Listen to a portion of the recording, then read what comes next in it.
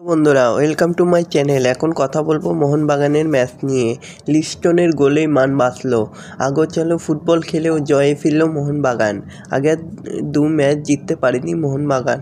অন্যদিকে শেষ 3 ম্যাচে বেঙ্গালুরুর ঝুড়িতে এসেছে 1 পয়েন্ট। যুবভারতীতে দুই দলই জয়ের জন্য মরিয়ায় ছিল।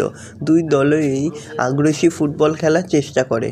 তো বন্ধুরা, এরকমই সব ফুটবলের খবর প্রতিদিন জানতে হলে আমার চ্যানেলটিকে অতি শীঘ্রই লাইক, কমেন্ট, সাবস্ক্রাইব করতে ভুলো না। আর বন্ধুদের মধ্যে প্রচুর পরিমাণে শেয়ার করে দাও, যাতে আমার 4000 ঘন্টা ওয়াচ টাইম খুব শীঘ্রই পূর্ণ হয়ে যায়। আইএসএলের গুরুত্বপূর্ণ সময়ে তাল কাটছে মোহনবাগানের। আগের 2 ম্যাচে ড্র হয়েছিল, তবে সোমবার সুনীল ছেত্রীর বেঙ্গালুরু এফসির বিরুদ্ধেও সেরা ছন্দে পাওয়া গেল না সবুজ মেরুনকে। তবু লিস্টন কোলাসের গোলে গুরুত্বপূর্ণ 3 পয়েন্ট পেল মোহনবাগান। এই ম্যাচের পর 18 ম্যাচে 40 পয়েন্ট হলো মোহনবাগান দলের। দ্বিতীয় স্থানে থাকা এফসি গোয়ার 17 ম্যাচে 33 পয়েন্ট। তো এরকমই সব ফুটবলের খবর প্রতিনিয়ত জানতে হলে চ্যানেলটিকে অতি শীঘ্রই লাইক, কমেন্ট, সাবস্ক্রাইব করতে ভুলো না। আর বন্ধুদের মধ্যে প্রচুর পরিমাণে শেয়ার করে দাও, যাতে 4000 ঘন্টা ওয়াচ টাইম খুব শীঘ্রই পূর্ণ হয়ে যায়। ধন্যবাদ সবাইকে।